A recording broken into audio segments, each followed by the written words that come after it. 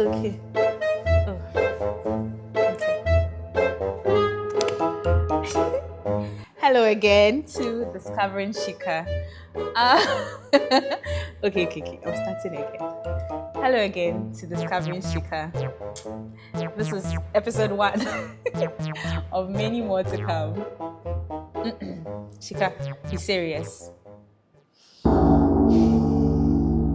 Hello again. My name is Shika, and you're welcome to Discovering Shika. This is my first episode, and what are we doing today? So today I want to reflect with you on my business that I ran for 10 years. The business is called Shikakope. So Shikakope literally means Shika town or Shika village. So I'm an Ewe. Ewes are from the Volta region of Ghana. For those of you who are not very familiar with Ghana. So let me give you a little history, right? So Ewes are from the Volta region of Ghana. I'm from the Anglo part of the Ewe culture. So I speak Anglobe. So in Anglo, when we say Kope, it means like a village or a town. So my name is Shika. So I named my business after myself, which is very typical of many African people. And so I said Shika's Village, where you find everything you want when it comes to audiovisual accessories, particularly accessories. So I was running an audiovisual accessory business for about 10 years or more, a little over 10 years. I started at the age of 19 and I closed shop. Yeah, I know, 19. It sounds insane, but it's actually true, 19. I closed shop when I turned 29, almost in my 30th year. So yeah, here we are. We're going to reflect together because people have questions. So many people have asked me, why did you close shop? What happened? Was the business not thriving? Fun fact, the business was thriving. It was thriving very well. But I had to close shop for a few reasons. So we're going to get into that in an interview style, sort of. I have with me my interviewer. Shout out to you behind the camera. And then myself. Whoop, whoop, whoop. Okay, enough laughing. Let's get straight to it. I'm ready for you, Semifa. When I hear the name Shikakope, what do I feel first before I think? Joy. I feel joy. It's the first thing I feel. It's like a warm, settled joy. And then I also feel pride.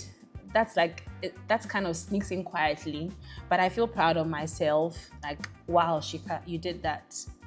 You really did that.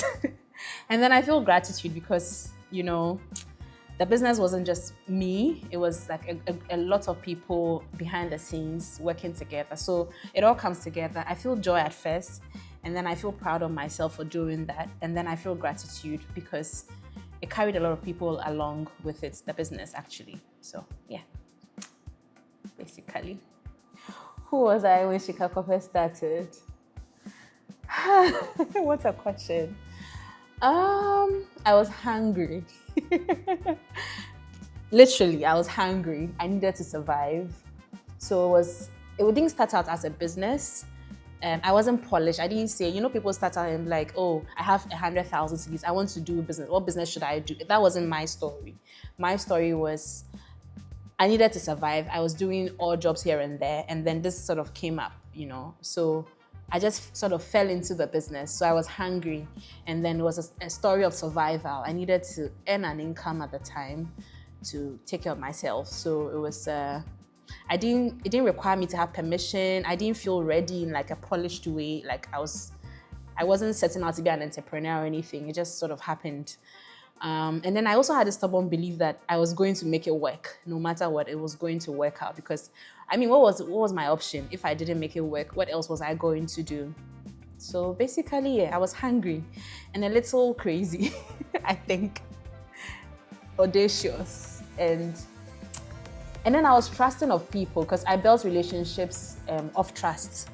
So that sort of helped. Yeah.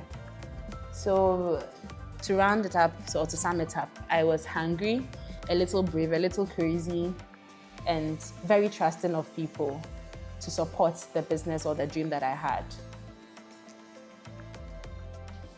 Okay. So what did it give me at a time when I didn't yet have formal credentials? So at 19, I was in the university. I think I was in level 300. I didn't yet have a degree. I hadn't earned it. So of course, I didn't have credentials to run a business or to start any. When you compare to now, like the things that you have to go through when you typically want to start a business. So yeah, you're right.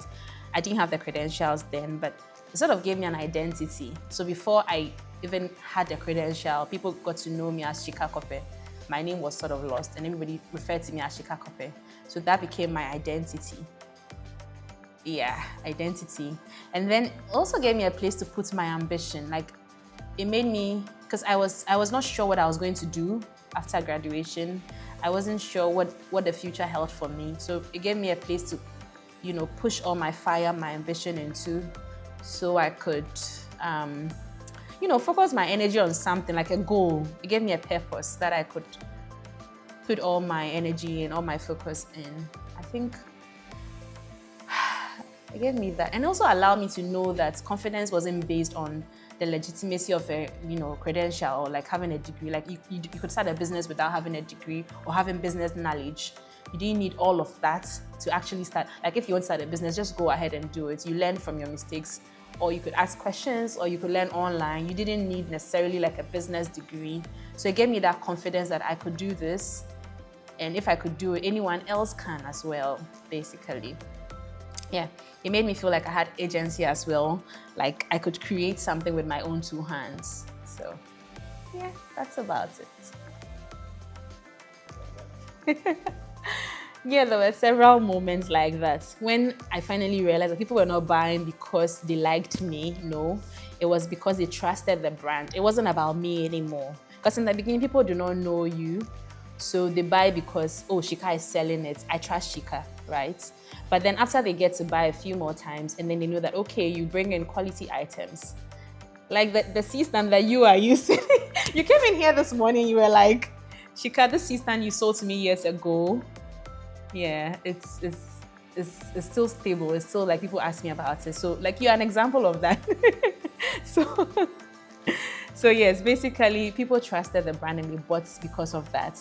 And then whenever I saw repeat customers, I knew that something must have gone right. And people were recommending me without me having to ask. Like there are days where I feel bad. Like there are bad days during working hours, but then what I do that makes me feel calm and reassured is that I go on Google and then I start reading our reviews on Google.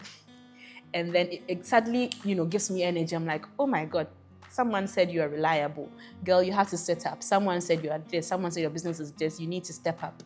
So those things, when people recommend you without you even having to do any work, just based off the quality that you have given them, the experience that you have given them, the customer experience and customer care that you've provided them, makes them feel that this is worth recommending to people. It makes me realize that, okay, you did something there and yeah, it was great. You have to be proud of it. And then there was real impact. It wasn't just bluff or I wasn't just making things up. There was real impact in the industry that was created.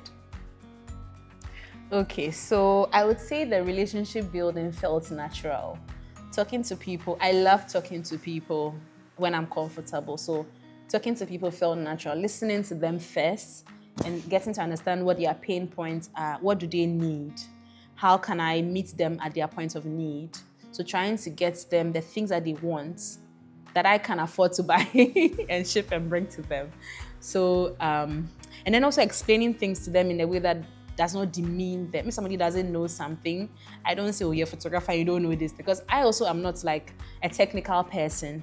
So I had to learn the lay person version of explaining things, the products to people, because I'm not a technician. So then if they don't know, I have to do the explanation to them. I have to get them to understand how they can use these things, in what ways that these things are beneficial to them.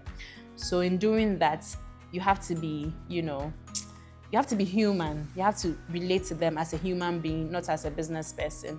So that sort of helped me break some barriers and then build real relationship with my customers, most of whom are now like I can call friends, I think. Yeah, I believe most of my customers are my friends. Actually, all my friends are my customers. Is that weird? the operations, the logistics, inventory, cash flow. Oh my God. Operations are stressful. Like the patience it takes to grow a business slowly, especially when your ideas are moving faster than your resources. I feel like most of the time people have so many ideas and then customers recommend, oh, why don't you do this? Why don't you do that? But the problem with that is that I have these ideas as well. Of course, I think about these things, but then my resources are not because I was bootstrapping. So bootstrapping is when you sort of sell and then put the money back in the business. So because I didn't have investors or anything. So I was imagine being a college student and bootstrapping your business. And then people are like, why don't you sell cameras? Because I wasn't selling cameras on a whole like large scale, but I was doing custom orders if people wanted them. But I couldn't buy them to sell because I couldn't afford them. So that was a challenge there, right? So I just had to stick to accessories, which for me was really good because accessories are things that people regularly buy. Somebody can buy a camera and use for years, but they frequently buy batteries. They frequently buy SD cards. They frequently buy, things, basic things. So then you're still able to sell these things to them without thinking of, I don't know, the camera side of things. But basically, operations was... And then the emotional part, trying to carry other people along with you. It's not an easy thing, really. And expectation of people of you. People have expectations of you. After working for a while, they're like, oh, you should be on this level. You should have done this, you should have done that. Oh, look at this person. And so you have to carry other people's emotional expectations of you. And it's not an easy thing. So I think those things. And then cash flow. Sometimes you invest your money in things that do not sell quickly. So you're not liquid. There's not a lot of cash flow in the business. And it sort of drives you crazy because your capital is locked up. And again, because you're a bootstrapper, you don't have a lot of money to go around. So yeah, operations, logistics, cash flow, inventory, and then emotional, burden, if I would call it that, basically, yeah. How does Shikakope change the way I saw risk and my own capacity? In my own capacity. Oh, okay. Thank you for the nice question. I think Shikakope sort of help me regulate my nervous system. Let me explain. So I started to see that the first move doesn't have to be perfect, right? If something needed to get done, I had to do it. I had to just get it started when it comes to the business. And whatever step I had to take had to be real. And then once it was started, like for example, the pre-order thing. So I wanted to introduce a way where people could tell me what they wanted, then, before it even came out or something. So people could order things ahead when some new things came, and then they had to pay on installments, they pay a deposit, and then I bring it to them. And then also, for example, there was this risky thing that we did for students in partnership with, oh God, he's a friend of mine, he's dead, Mr. Oh, how did I forget his name? He was a NAFTI lecturer. Oh my God, I don't remember his name, but he was very dear to me, which is weird. Forgive me if I remember. I'll put it in the caption. Forgive me, guys. So, Mr. Abuaji. Oh yes. So Mr. Abuaji from NAFTI. So in collaboration with Mr. Abuaji and a few people who were willing to pay, we sort of collaborated with NAFTI, not formally, to give students access to pay, like to take things on credit and pay monthly. A few of them took that opportunity, and then they set up like studios or whatever. They had their lights, aperture lights, and then their C-stands and a few things. And then it was risky, but it was something that taught me that, like if it's going to impact somebody's life, you should just go ahead and do it. If the impact is going to be real, just go ahead and do it. And then you can look at the risk later. So it made me sort of like a mini daredevil. And then it made me believe that I can make mistakes. I can adjust. I'm allowed to make mistakes. I can keep going without falling apart. Like I can just keep going. I don't need to be perfect to start something. So I think that's the thing it taught me about like how I saw risk. Risk didn't seem so scary after a while. Yeah, I do in subtle ways. Okay, so how are people relating to me when I was building? At first, people didn't believe in my ideas. even family, sadly. So there was a point where my dad and I had issues. My dad and I were not talking because of my business. He didn't support it. He thought I was wasting my life away because I was in school, like I said. So yeah, in the beginning it was a bit rocky for me because people were like, why are you doing this? Why don't you, like soft life, like what people are preaching these days. But now hustle, sir. Like chill, just, find something easy to do. Or like sell clothes, sell bags, or find a rich boyfriend, These are like, people assume that these are easier options. So yes, that was there. But as the business progressed, people started to take me more seriously because they saw that, no, she really wants to do this. And then people started having opinions about how to make it better, how to improve on it, stuff like that. You know how people are. Once they see something solid and tangible, then they want to, help in their own way. Also, people thought I had endless source of income. People were like, oh, Shika's doing this, she has money, she's wealthy, she's like rich, blah, blah, blah. And they wanted to attach themselves to that assumption. Some people also were inspired by it and started their own businesses in the same industry. Or some people also were like inspired by it and did, other creative things in the same industry. So I feel like everybody around me has a way in which they connected to me or to the business. I can't speak for everyone, but most people in the beginning were really against it. They were not happy with it. But as it progressed, people began to believe in the idea.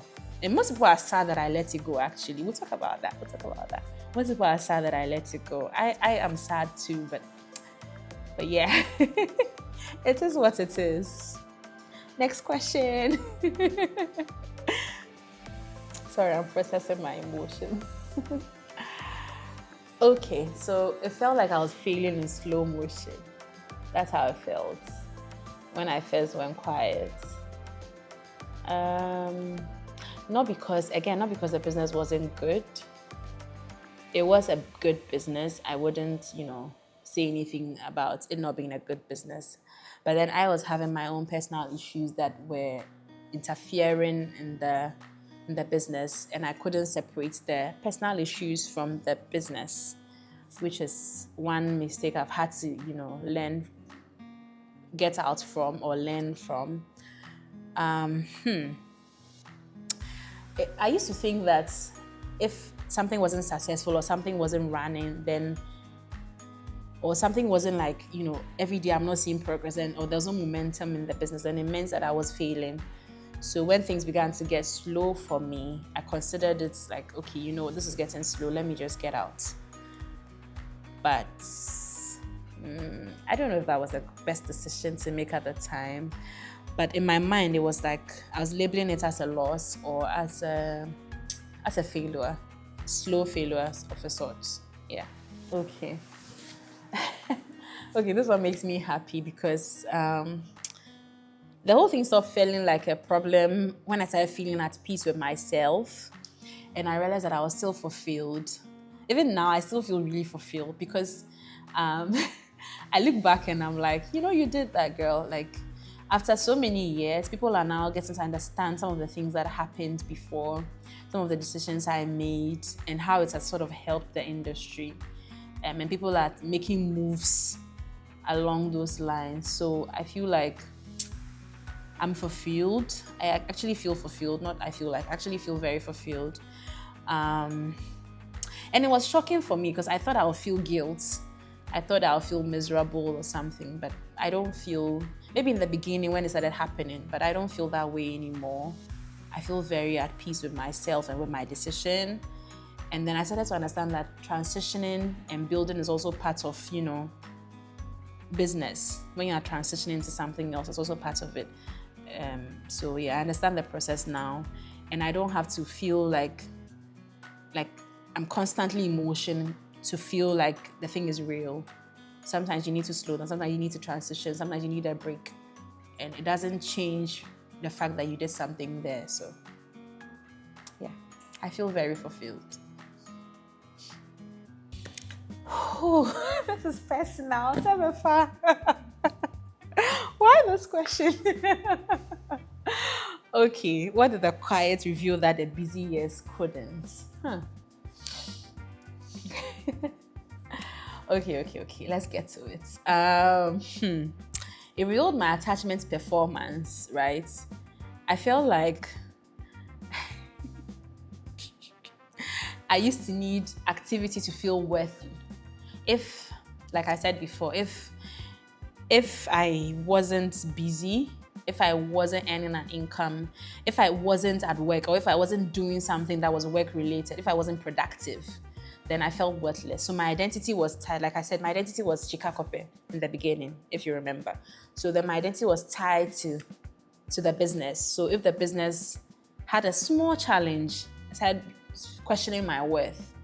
So when the business sort of slowed down and got into a quiet period, it sort of made me understand that I am separate from the business. I am a person on my own without the identity of the business, and that's I don't need motion constantly to feel like I'm worthy of something. I can hold, I can be still, and I can find fulfillment in the quiet season as well.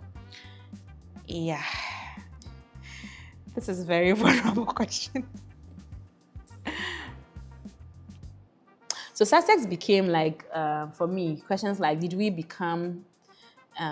help creatives create better? For example, because of us, were people creating better content? Were they able to afford gadgets that otherwise would have been, outside of their means? Were we able to impact the community? Did we open doors for people? So for example, this whole ambassadorial things, we open doors for people in that way that people now know that they can directly contact the suppliers. Before, it was like a secret, like a gatekeeping thing. But then once we were able to do it, people now know that, okay, I can directly contact the supplier or the producer or the manufacturer or the brand. And then I can become an ambassador, or I can source from them directly. So yeah, that was that. Did we do honest work? We did. Even if it's quiet now, I mean, our work speaks for us. We did do honest work. We tried to help the community as much as we could. Most of the time, I wasn't doing sales or discount because I was crazy and didn't know how to run a business. But I just felt that, I was making this money because of these people that were buying from me. So I needed to give back to the community. And so it was just my way of giving back to the community. And then to create impact and to make it easier for people to access the things that they previously could not access. And then there were times when people told me that they started their own business because of our own story or what they saw us do. So it made it seem like within their reach, they could finally also do their own thing. There was a customer who now is a friend. He's abroad now, but he told me when he first bought from me, he was a student. And then now he has a production house. And all his equipment, except his cameras, all his equipment I purchased for him. Or he purchased from me. And most of them he paid in installments because I was able to offer him that support from the business. So that's how I define success, really. Like, people were able to upgrade their work because, they saw that we could provide these kind of things for them. We're able to offer people business support services because, creatives only think about camera, whatever, setup and things like that. But we're able to help them understand that pricing matters. We had this workshop where we spoke about insurance, insure your products, insure things, so that when something breaks, you're able to, get money to repair it or to replace it. We had so many workshops with brands, collaborated with brands. We made people understand that these things were within their reach, basically. I feel like that was where the impact mainly was. And then people also came out to me and told me that you made me feel like this creative thing is really serious business. It's not a joke. So then once they saw that we were taking it seriously, they also wanted to take it seriously because we were the first people to set up an online store for this industry, retail industry in audiovisual. So then people began to see that, okay, this is something that they could also do. And then now you see the market is people are doing the same thing and they are succeeding, and I'm happy to see that. I feel really at peace, honestly. I feel like this was a phase or season and it's gone. And did it impact people? Yes. Even if it was one person, it's great. You. Yeah, so yeah, the videographer is a testimony to that.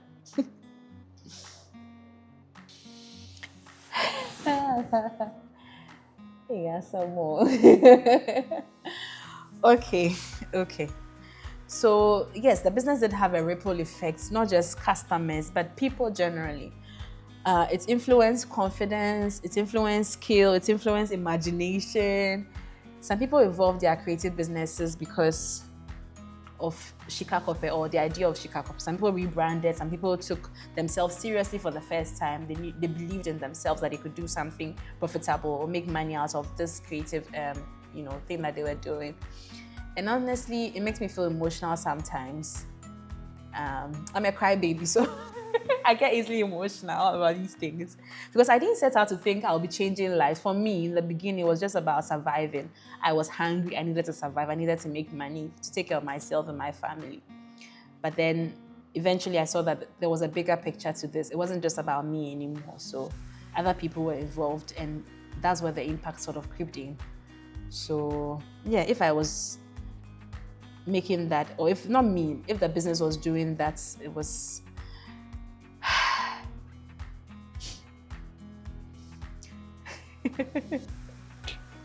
I was just trying to build something useful and beautiful, and I think we achieved that goal. So yeah. Next question. Stop making me emotional.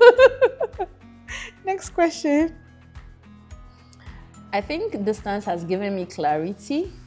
When you are involved in the day-to-day of something, but it could be anything, even a relationship, you are not able to see clearly, right? But when you are looking at it from the outside of that situation or that, whatever it is, business, relationship, you're able to see with more clearer eyes. And I feel like going away from this business and going back to school to pursue an MBA has allowed me to be able to reflect on what the business meant and what it was for me. And it's also allowed me to see the opportunities that are available for me if I decide to come back to this. What I could do differently, what I could do to sort of, change the industry, or I don't know, keep everything exciting, and what I could do to make it more profitable, what I could do to create more impacts for the community.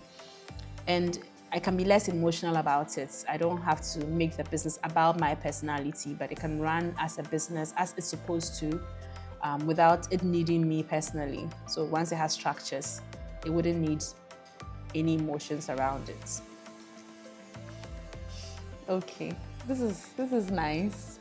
So pursuing an MBA, I already have a master's in international business, but this MBA is giving me words or terms or frameworks to use to identify what happened. So I consider this like a case study of, so this phase that I worked with Shikakope, I consider like a case study, right? For me now to sit and reflect on what happened for what is next to come. So it sort of gives me a way to label these things, like the framework system and the structures that I was using.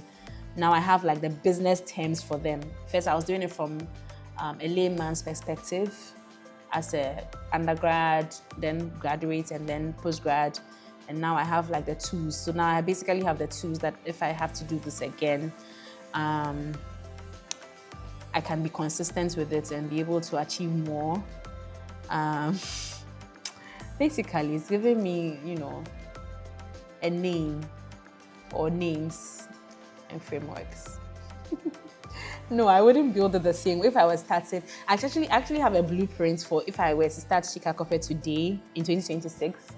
Well, what would it look like? I have written like a concept notes on what I would do differently. So I wouldn't do it the same way. I'll build this with more systems. I'll do a lot more delegation. I would build more boundaries, create more boundaries for myself and the business, and I'll protect my energy better, honestly. I'll track numbers more consistently. I'll follow where the money goes. I'll be following the money with like keen eyes. I'll be more intentional about my partnerships with people, be creatives, brands, manufacturers, factories, whatever. But my heart will still be the same. I mean, the love for the business will still be the same, if not intense. The care, the community, I'll still build the community with the same care that I did before, maybe even more, because now I understand what kind of impacts that created. And then the desire I have to, help creatives do their best work would also be more, I think. But I definitely won't be the same structure. It will definitely be an upgraded version of what it was before. And I'd also look out for more money. I don't want to bootstrap. If I have to do this again, it shouldn't be bootstrapping. I have to seek funding so that I can do it and do it well, and be able to bring to birth all the ideas that I have. That chapter will be called Brave. It will be called Brave. A little chaotic, but very sincere. I did this with a lot of sincerity. I built from scratch. A very clueless, very clueless chapter of my life. But I also proved to myself that I can take something, an idea, and make it real and make it last. Yeah. So it was a chapter where I learned that I don't need to be loud to be impactful. So if it were a chapter in my life, it's a chapter called Brave. I was very brave, because if you are not brave, I wasn't brave when I was doing it, but now I sit back, I'm like, wow, girl, you were brave. How did you do that? You were just going into, you didn't think about anything, you were just moving.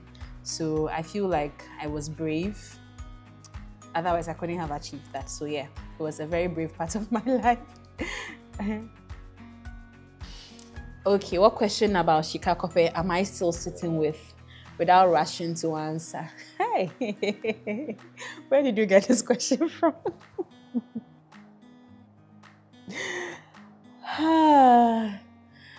Okay.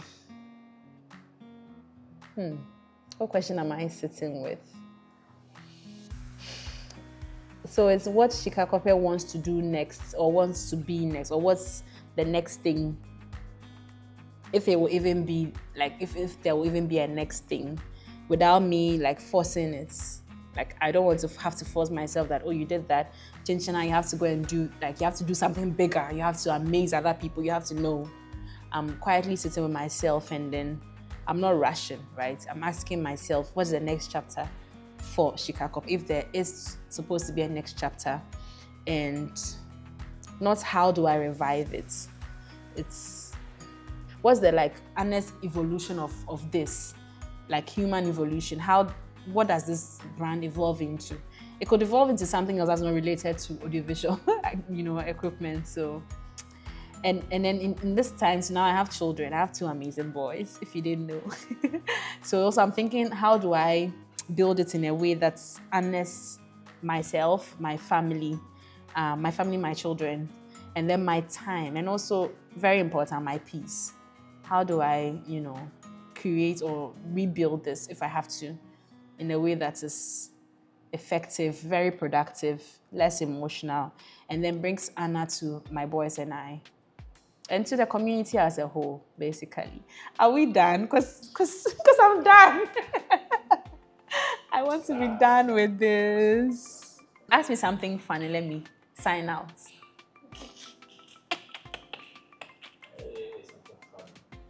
What do I have for you? Why YouTube? Why not YouTube? Why not YouTube? The question I should be asking you is, why not YouTube? Why content creation? I feel like I have a lot to say. I have a voice, so I'm going to use it. I'm going to share what I think about things that I'm knowledgeable about. It's not just my opinions on things that are happening. No. Things that I'm knowledgeable about. For example, motherhood. Motherhood, I was very clueless when I didn't think I would have children, because I didn't even picture myself being a mother, because I felt ugh. But then I became a mother, and I'm like, oh my God, nothing prepared me for this. Why isn't anybody telling people these things? No one is actually talking about what to do, how to, it's just weird. And even till date, I see people trying to say things, but Charlie, it doesn't present the full picture. There's a lot to share. when it comes to business, there's a lot to share. Building from grassroots level to a stage where you're making like some few millions. There's so much to share. You know, there's so many things. You know, you'll find us in the channel. Let's go. You find out. Just subscribe. Am I supposed to say that, like, subscribe at the bottom? So yeah, there's a lot to discover in this channel. So come with me on this journey. I hope it's worth your while. I really hope it is. Thank you for watching Discovering Shika. Let's discover me together. Bye-bye.